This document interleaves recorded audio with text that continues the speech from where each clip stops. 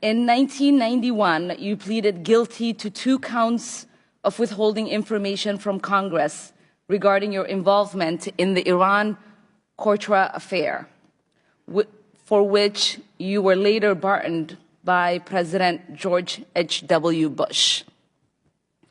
I fail to understand why members of this committee or the American people should find any testimony that you give today to be truthful. If I can respond to that.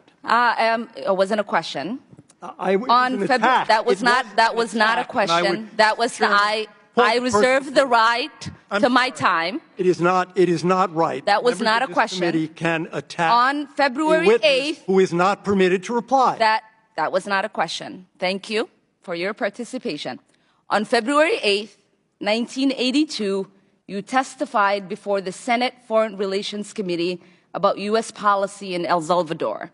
In that hearing, you dismissed as communist propaganda report about the massacre of El Mozote, in which more than 800 civilians, including children as young as 2 years old, were brutally murdered by U.S.-trained troops.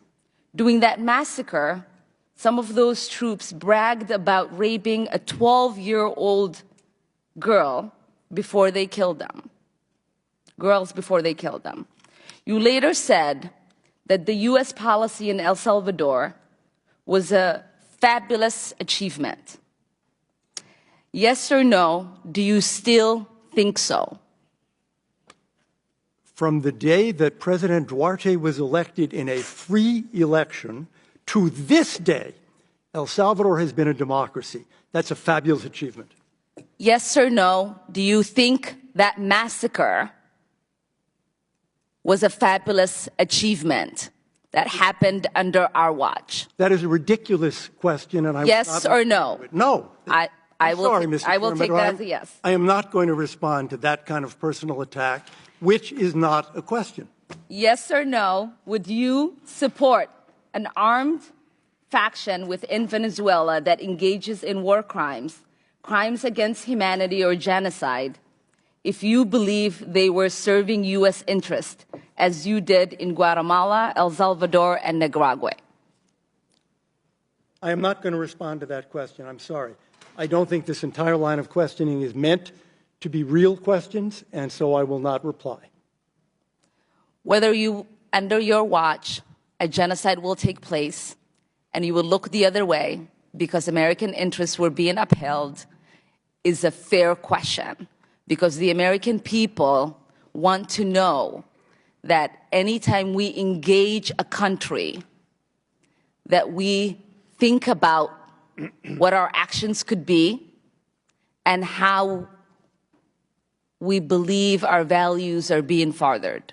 That is my question. Will you make sure that human rights are not violated and that we uphold international and human rights?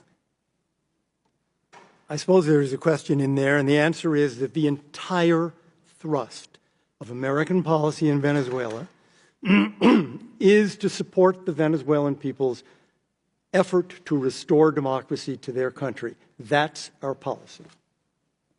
I don't think anybody disputes that. The question I had for you is that does the interest of the United States include protecting human rights and include protecting people against genocide? That is always the position of the United States. Thank you. I yield back my time.